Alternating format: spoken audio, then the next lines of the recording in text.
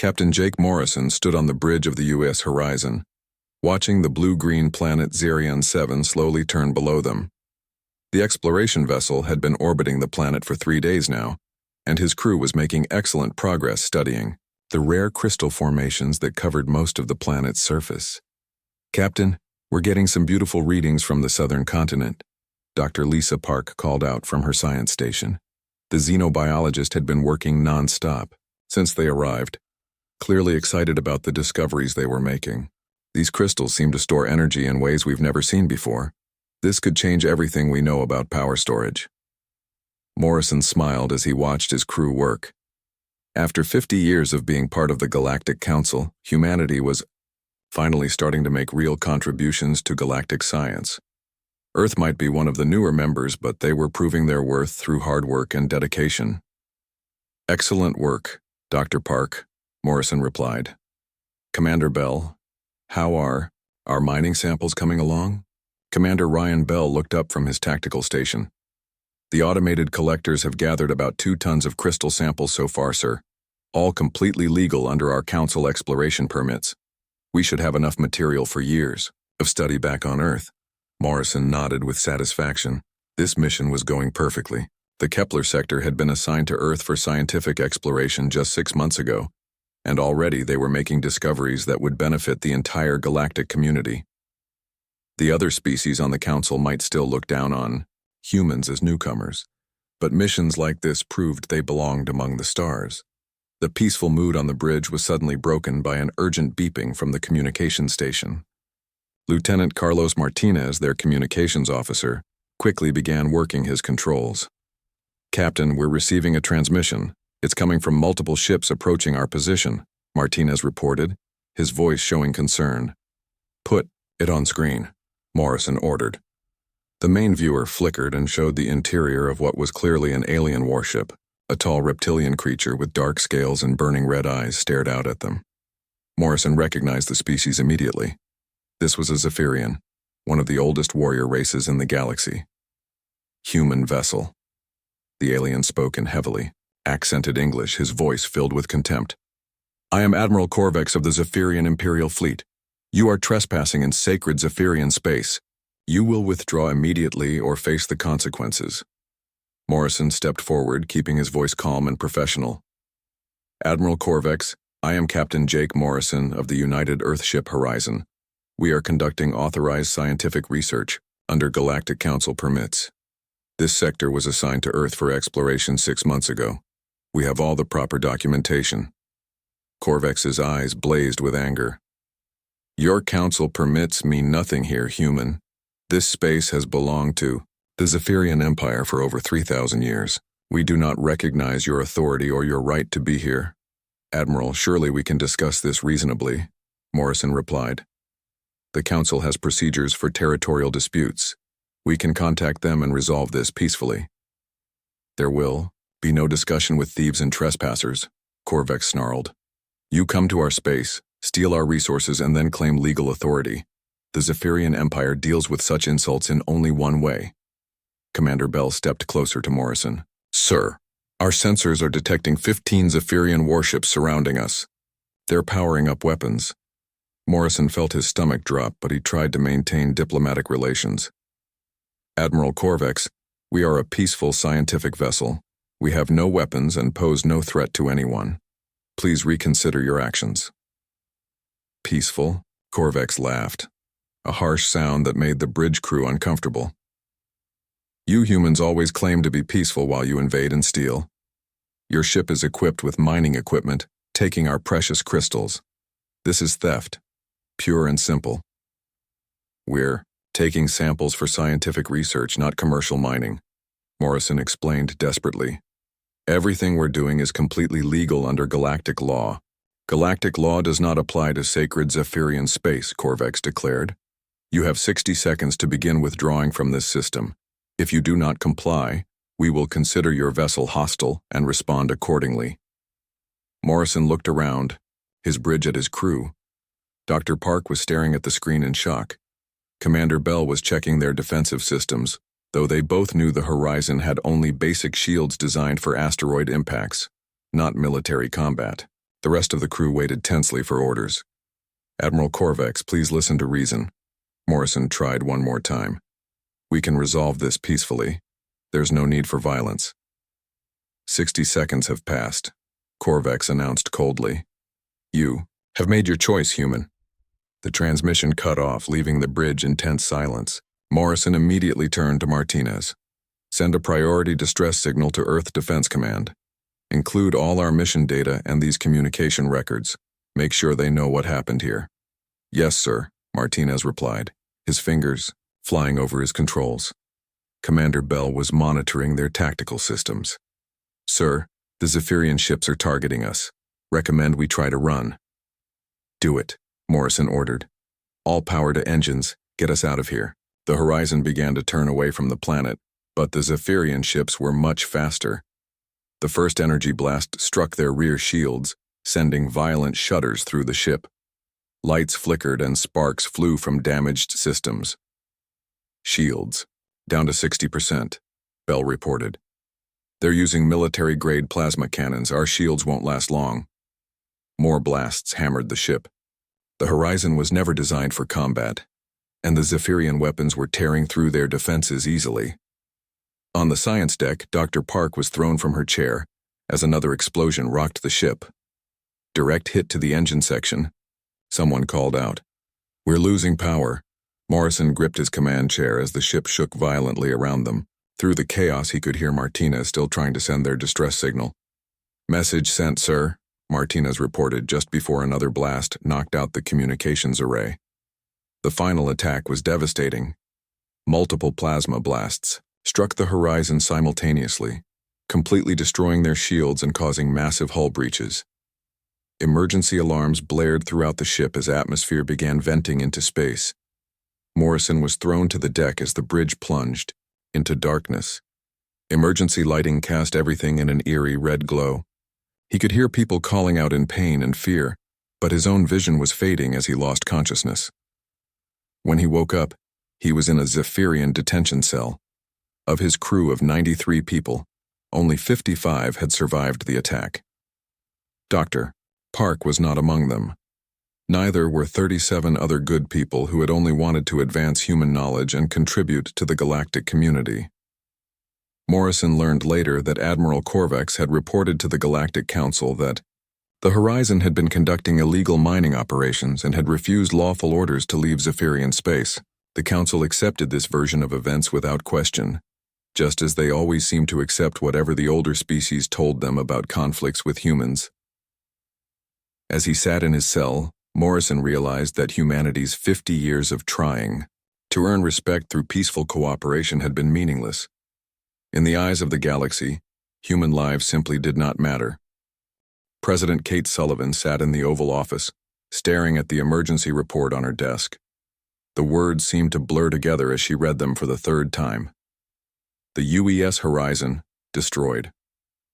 38 crew members killed, including Dr. Lisa Park, one of Earth's most brilliant xenobiologists. The survivors imprisoned on charges of theft and trespassing. This can't be right, she said quietly to herself. Secretary of Defense Tom Bradley sat across from her, his face grim. I'm afraid it is, Madam President. We received the distress signal Captain Morrison managed to send before they were attacked. The Zephyrians opened fire on an unarmed scientific vessel without provocation. Admiral Ben Collins of Earth Defense Command leaned forward in his chair. Madam President, we need to respond immediately. This is an act of war against Earth citizens. We cannot let this stand. Sullivan looked up from the report. What are our options, Admiral? We have 47 combat ships ready for deployment, Collins replied. It's not much compared to the Zephyrian fleet, but we can make them pay for what they've done.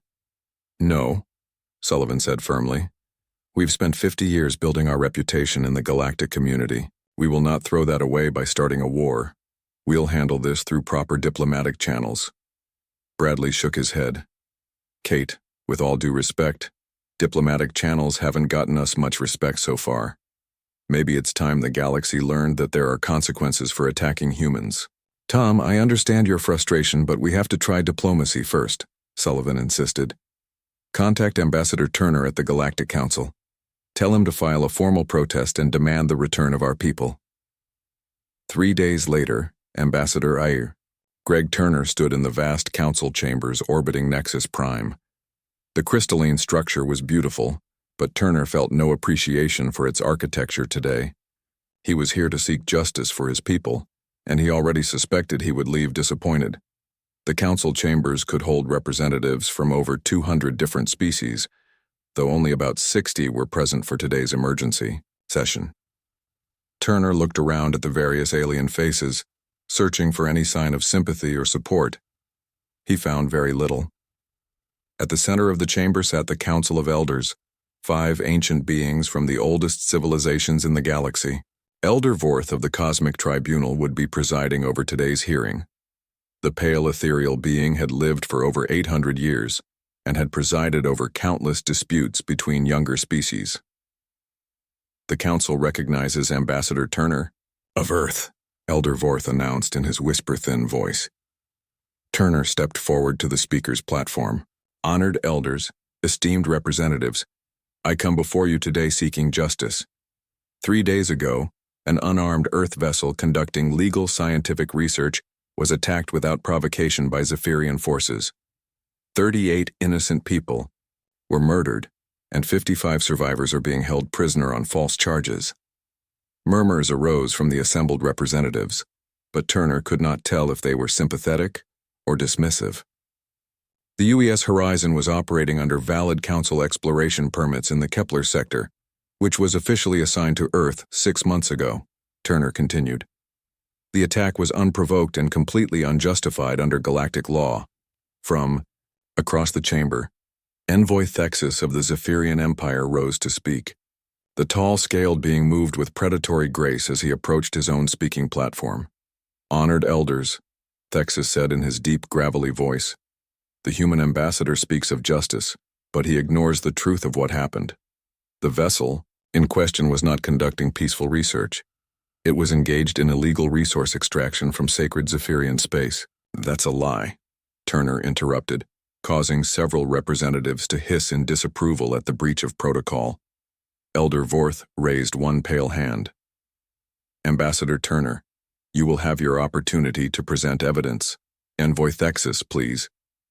"Continue." Thexus activated a holographic display showing what appeared to be mining equipment.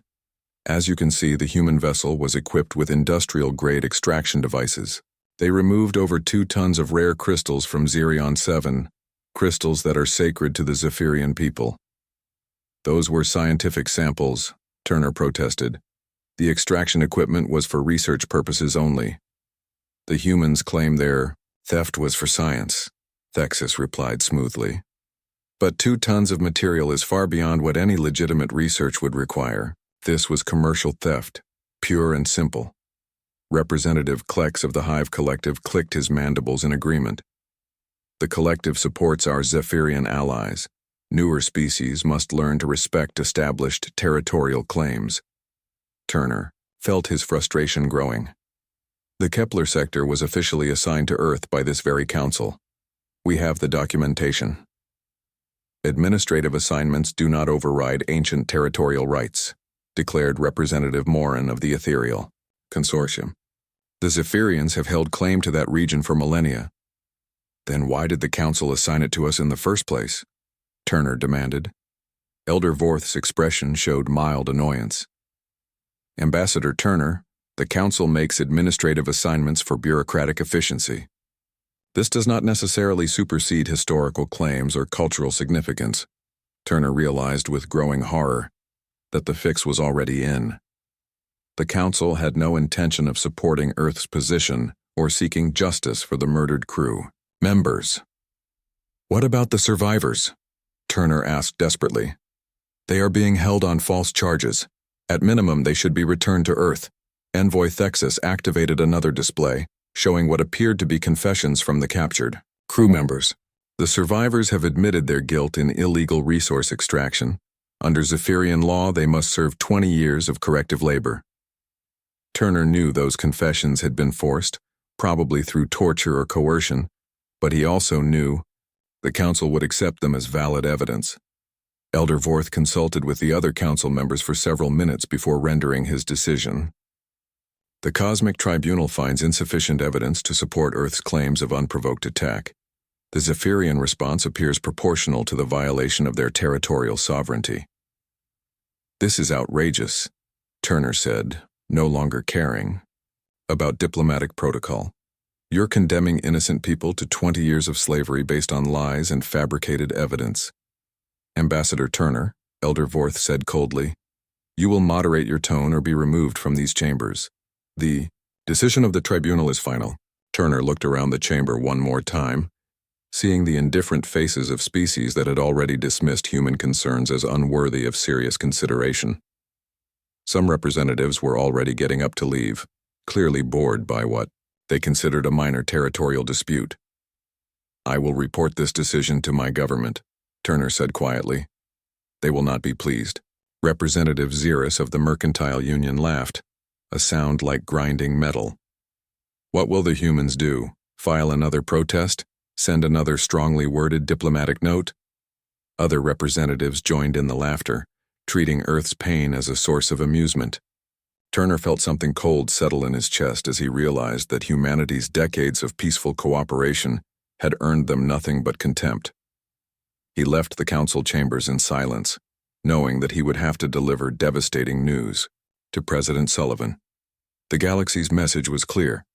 Human lives did not matter, and human rights would not be respected. Back on Earth, President Sullivan received Turner's report with growing anger. The streets of major cities filled with protesters demanding action as news of the council's decision spread. Congress called for immediate military response, and public opinion polls showed overwhelming support for war. Sullivan sat in her office, late that night, staring out at the lights of Washington, D.C. For 50 years, Earth had tried to earn respect through peaceful cooperation and scientific contribution. They had followed every law, honored every treaty, and contributed to galactic knowledge and prosperity. And when their people were murdered in cold blood, the galaxy had shrugged and looked the other way. Tom Bradley entered the office without knocking, something he only did during the gravest emergencies. Kate, we've tried it your way, he said quietly. Diplomacy has failed. The galaxy sees our peaceful nature as weakness, and they're using it against us. Sullivan continued staring out the window. What are you suggesting, Tom? I'm suggesting that maybe it's time the galaxy learned that humans can be something other than peaceful. President Sullivan walked down the long corridors beneath NORAD, her footsteps echoing off the concrete walls. She had never been this deep in the mountain before, and the weight of rock above her felt oppressive. The elevator had taken her down, 15 levels below the main complex to areas that officially didn't exist. Secretary of Defense Tom Bradley walked beside her, along with Admiral Ben Collins and General Casey Wright, head of Strategic Planning Division. The four of them represented the most powerful people in Earth's government, and they were about to make a decision that would change humanity's place in the galaxy forever. The room we're going to is completely secure, Bradley explained as they walked. No electronic surveillance, no recording devices, and the walls are lined with materials that block all forms of alien scanning technology. They stopped at a heavy steel door marked only with numbers.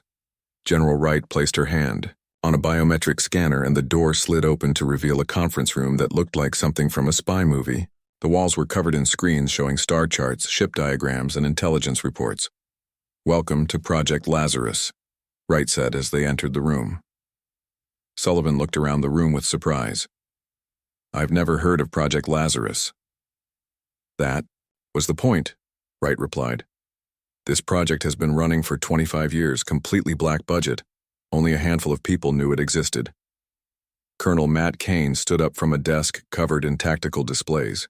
He was a thin man with intense eyes and graying hair, the kind of person who looked like he spent more time thinking about strategy than sleeping.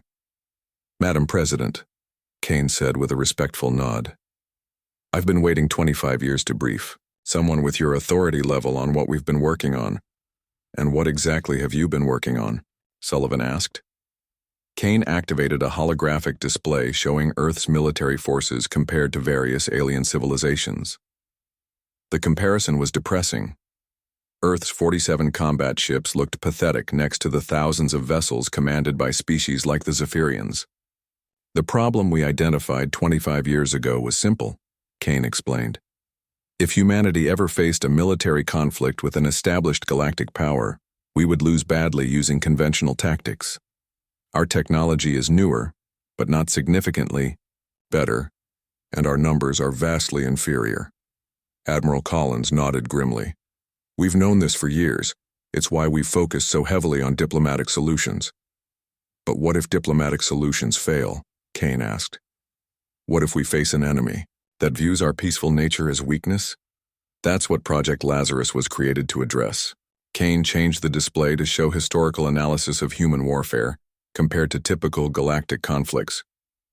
We studied thousands of years of galactic military history and found something interesting. Most alien civilizations fight according to codes of honor, rules of engagement, and concepts of proportional response. That sounds civilized, Sullivan observed. It is civilized, Kane agreed. It's also predictable and limited.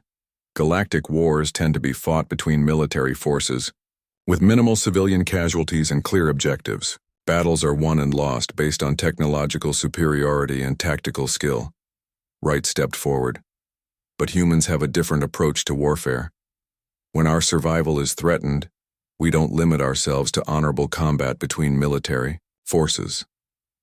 Kane activated another display showing human military history. Humans practice what we call total war. We target not just enemy military forces, but their entire capacity to wage war. Supply lines, industrial centers, communication networks, civilian infrastructure, political leadership, economic systems, everything becomes a valid target. Sullivan felt a chill as she began to understand what they were suggesting. You're talking about war crimes. We're talking about survival, Kane replied calmly. The concept of war crimes assumes that both sides agree to follow certain rules. But what happens when your enemy doesn't recognize your right to exist? Bradley pulled up intelligence reports on Zephyrian society. We've been studying the Zephyrians for decades, Kate. Their entire civilization is built around concepts of honor and warrior nobility. They respect strength, but despise what they see as weakness.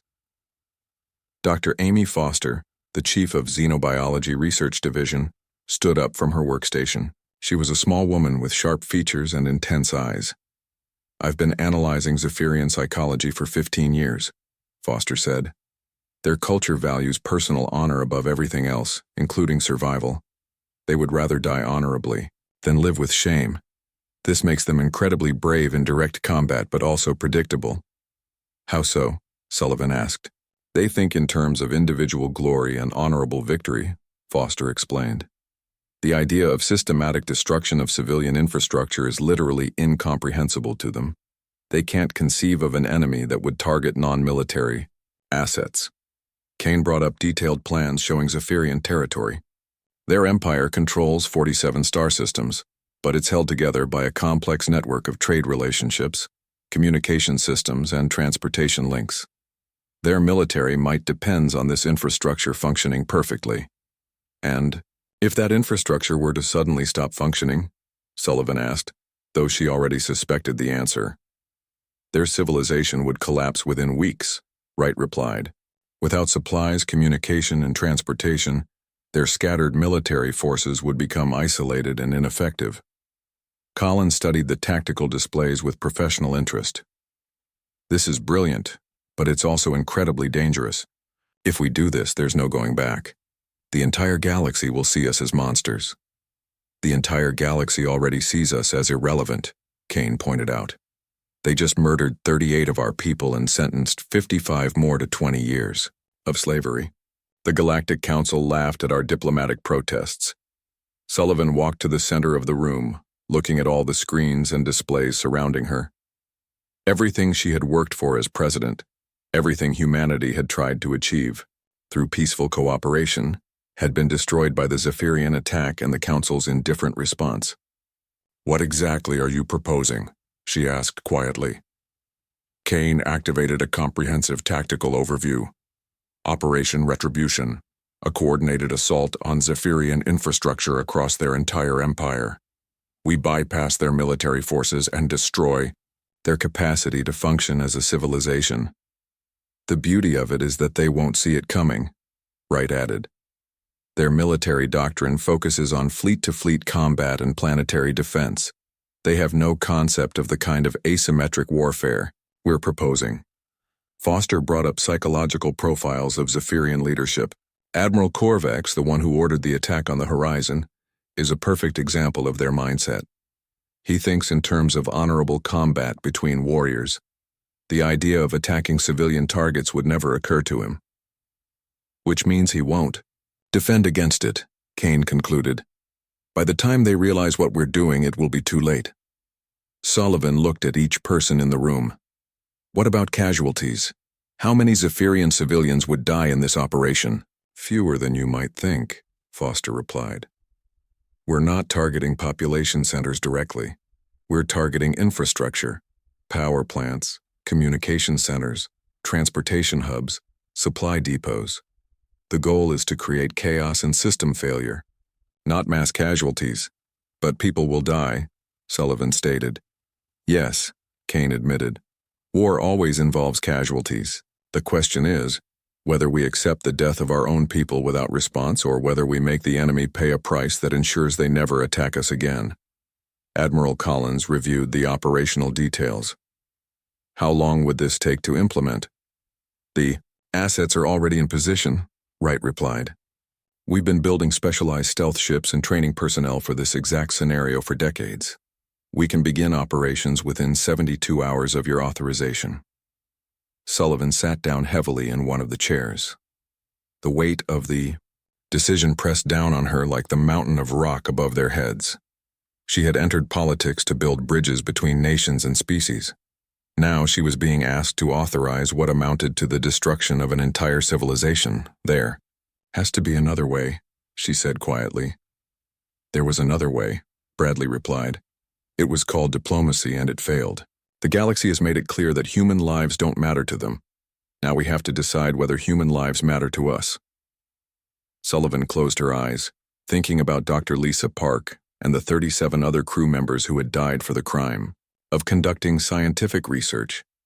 She thought about Captain Morrison and the other survivors, probably being tortured in Zephyrian prison camps at this very moment. When she opened her eyes, her expression had changed. The idealistic diplomat was gone, replaced by something harder and more determined. Show me the detailed operational plans, she said quietly. I want to understand exactly what we're proposing to do. For the next 6 hours, they went through every aspect of Operation Retribution. By the time they were finished, Sullivan understood that they were not just planning a military operation, they were planning to demonstrate to the entire galaxy that humanity was not the weak, peaceful species everyone believed them to be. Captain Nicole Warren crouched in the cramped bridge of the UES Vengeance, watching the tactical display show Corlos Station growing larger on her screen. The massive trading hub was home to over 2 million Zephyrians and served as the primary supply center for their eastern territories. In 12 minutes, it would no longer exist. Stealth systems holding steady, reported Lieutenant Kevin Ross from the engineering station. They still don't know we're here.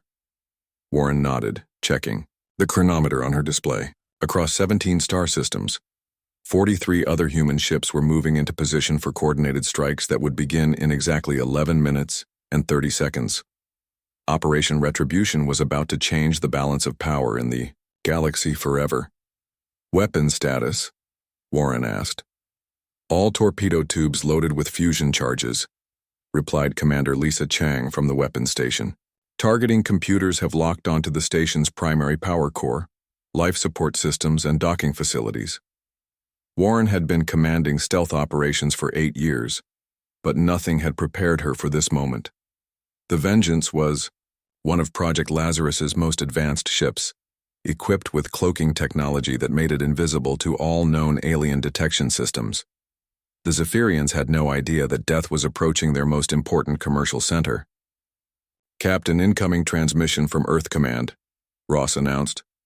Warren activated her personal communicator and heard the voice of Admiral Collins. All units, This is Earth Command.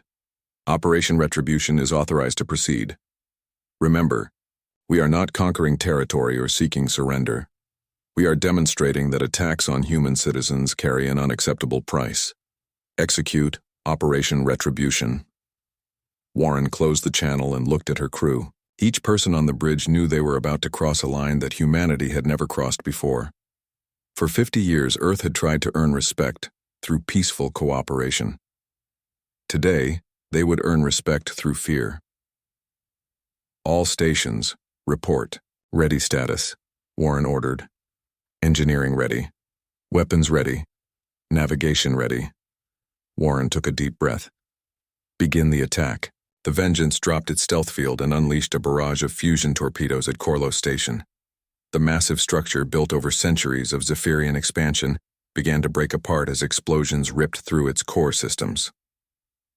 Warren watched with grim satisfaction as the station's lights went dark and its communication arrays were destroyed. Across the galaxy, similar attacks were happening simultaneously. Commander Luke Hayes led a squadron of stealth ships against the Nexus Gates, the ancient transportation network that connected Zephyrian worlds. These structures, built by a long-dead precursor race, were considered sacred by the Zephyrians and had never been attacked in thousands of years of galactic warfare. Hayes felt no respect for their sacred nature as he watched his fusion charges reduce the first gate to glowing debris.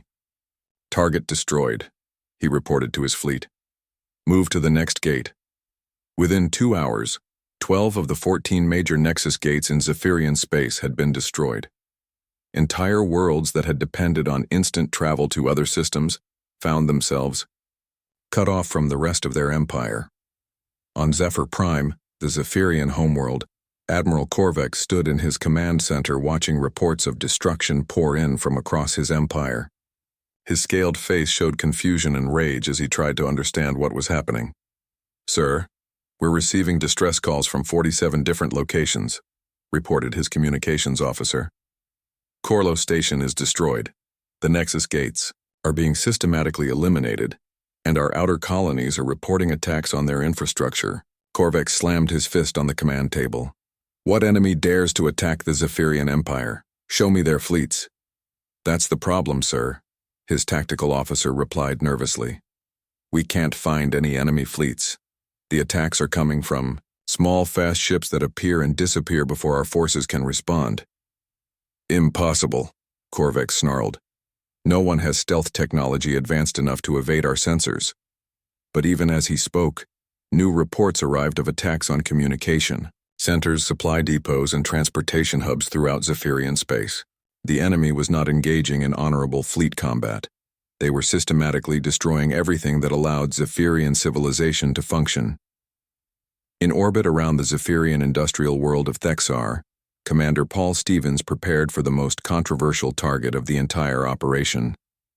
Below him lay the Hall of Ancestors, a massive structure that contained 10,000 years of Zephyrian cultural history and genealogical records. "Sir, are you sure about this?" asked his weapons officer, Lieutenant Sarah Kim.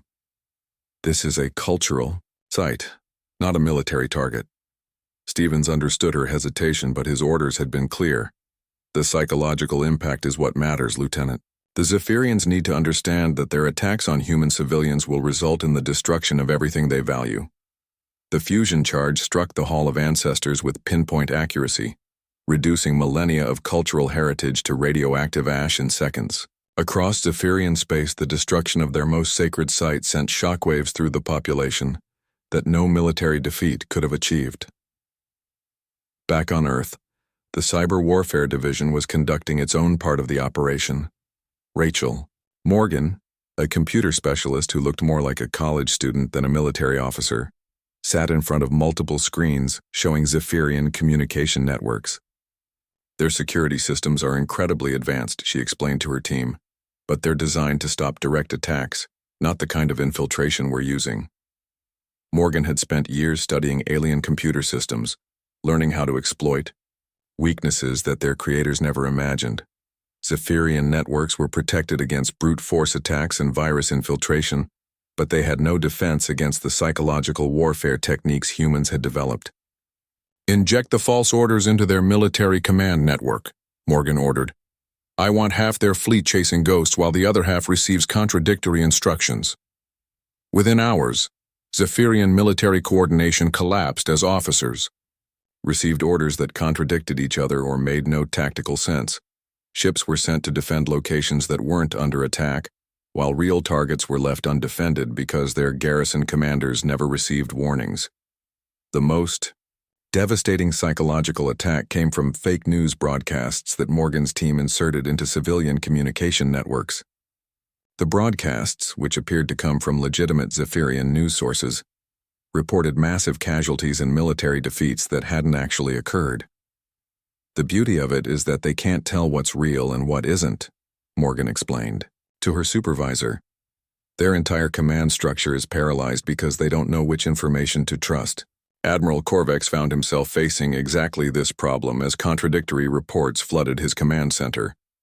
Some reports claimed that Earth had launched a massive invasion fleet that was destroying entire worlds. Other reports suggested that the attacks were being carried out by pirates using stolen human technology. Still others claimed that the humans had allied themselves with unknown alien powers. Get me a direct communication with Earth, Corvex ordered desperately. I need to know what they want. But Earth wasn't interested in negotiations. The human attacks continued for 72 hours without pause, systematically destroying every piece of infrastructure that allowed Zephyrian civilization to function. Supply ships carrying food and medical supplies to outer colonies were destroyed or captured. Communication satellites that provided interplanetary internet were reduced to debris. Power plants that supplied energy to major cities were targeted with surgical precision. On the third day of the operation, Captain Warren received new orders as the Vengeance approached another target. All units, this is Earth Command. Phase 1 of Operation Retribution is complete. Begin Phase 2, Demonstration of Capabilities. Warren smiled grimly as she read the detailed orders. Phase 2 was designed to show the Zephyrians exactly what would happen if they continued to resist. It was also intended to send a message to every other species in the galaxy about the consequences of attacking human citizens. The demonstration target was the Zephyrian Military Academy on Korvac, where their future officers were trained. The facility housed over 10,000 young Zephyrians who represented the next generation of their military leadership. But instead of destroying the academy, Warren's orders were to disable it completely without causing casualties.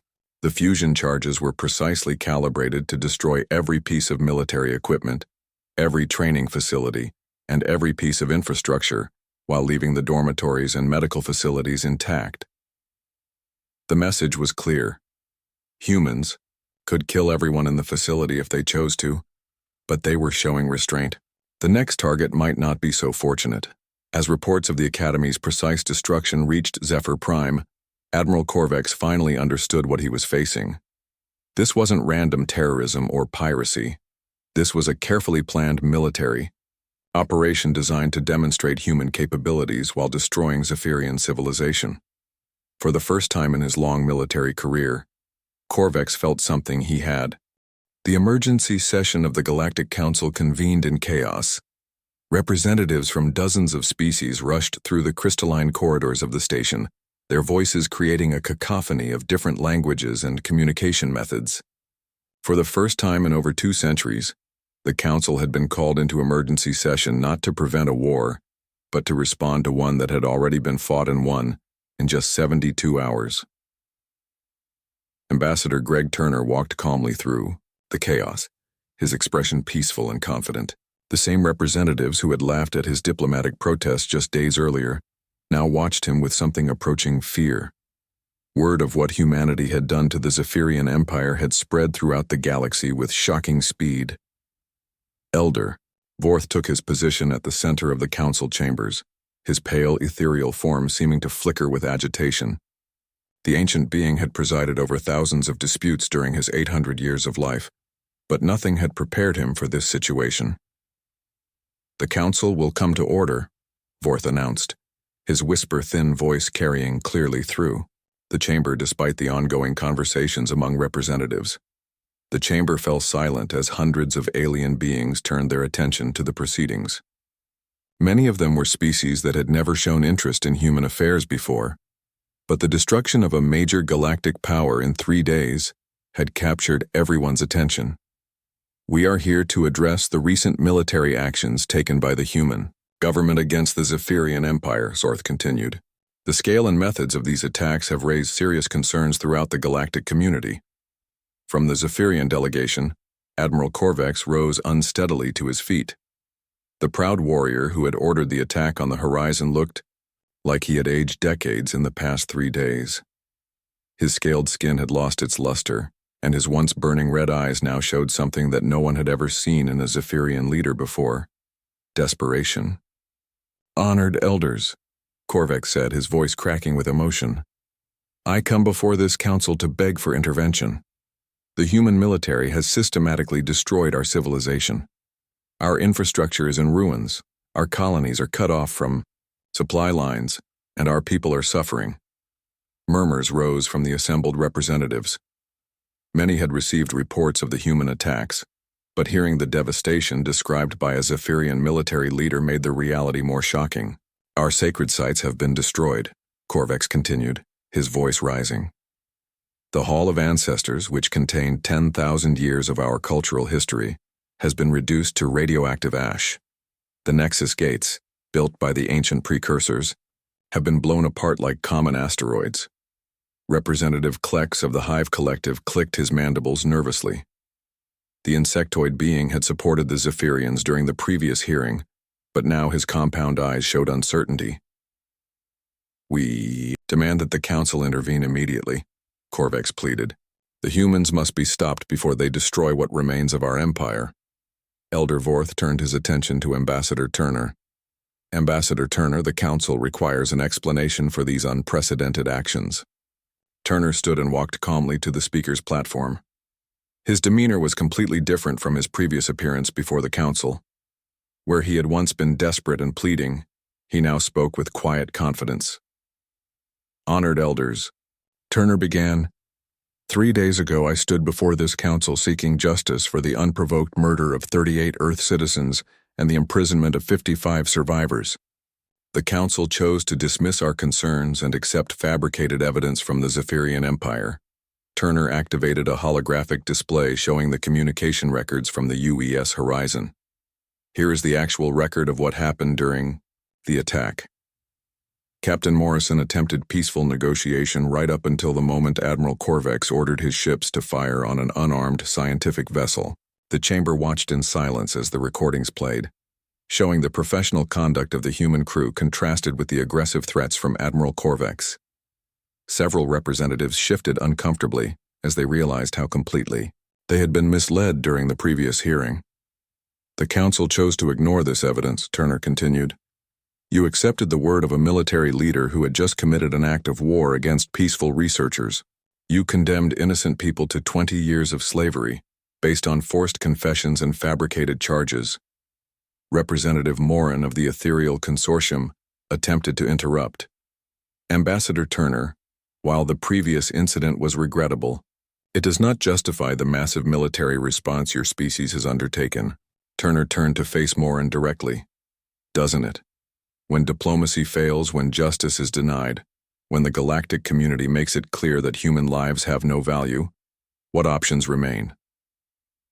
"Proportional response," Elder Vorth stated firmly.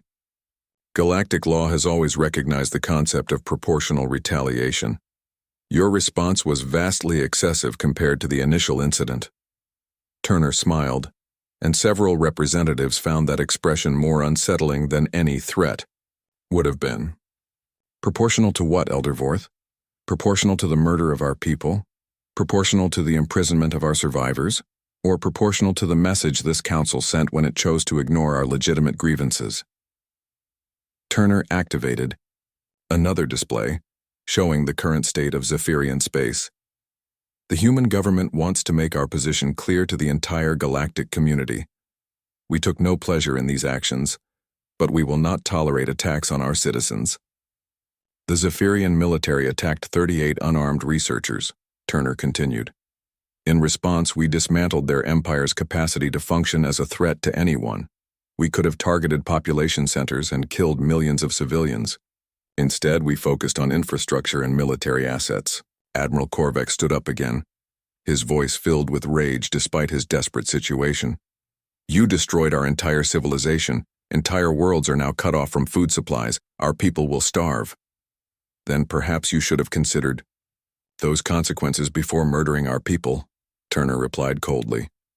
The United Earth government regrets the necessity of these actions, but we want every species in this chamber to understand something very important. The chamber fell completely silent as Turner's voice carried to every corner of the vast space. Human lives have value. Human sovereignty will be respected. Any civilization that chooses to test these principles will discover that we possess both the capability and resolve to enforce them. Representative Xeris of the Mercantile Union spoke up nervously. Ambassador Turner, surely there must be some basis for negotiation. The Zephyrian Empire is willing to make reparations. Of course they are, Turner replied. Now that they understand the consequences of their actions, they're suddenly interested in peaceful resolution. But where was this interest in negotiation? When they were murdering our researchers? Turner activated a final display showing Earth's current military posture. Several representatives gasped as they saw ships and installations they hadn't known existed. The humans had been preparing for this possibility for decades. The galactic community needs to understand that humanity is not the weak, peaceful species you believed us to be, Turner explained. We prefer diplomatic solutions, but we are fully prepared for military ones. We have the technology, the training, and most importantly, the will to defend our people and our interests. Elder Vorth consulted with the other council members for several minutes before responding. Ambassador Turner, the council is concerned about the implications of your actions. The methods employed by human forces are unlike anything we have seen in galactic warfare. That's because galactic warfare has become a ritualized game played by species that have forgotten what real conflict looks like, Turner replied. We showed the Zephyrians what happens when you attack a species that hasn't forgotten. The chamber erupted in discussion as representatives from various species began talking among themselves. Turner could see the fear and uncertainty in their faces as they realized that their understanding of human capabilities had been completely wrong. Representative Thane of the Stellar Federation stood up. Ambassador Turner, what assurances can you give that Earth will not use these methods against other species? Turner's expression became serious. Earth seeks peaceful cooperation with all species that are willing to treat us as equals. We have no territorial ambitions beyond our current holdings, and no desire for conquest or domination. But we will defend ourselves with whatever means are necessary. What about the Zephyrian survivors? Asked Representative Ilex of the Crystal Commune. All human prisoners will be returned immediately and unconditionally, Turner stated. The Zephyrian Empire will provide full reparations for the families of those murdered. They will also formally acknowledge their unprovoked attack and issue a public apology. Admiral Korvac started to object, but Turner cut him off. These are not negotiable demands. They are the terms for ending our military operations. The alternative is that we continue our demonstration of human capabilities until the Zephyrian Empire no longer exists. The chamber fell into stunned silence. No species in galactic history had ever made such demands from a position of strength after being initially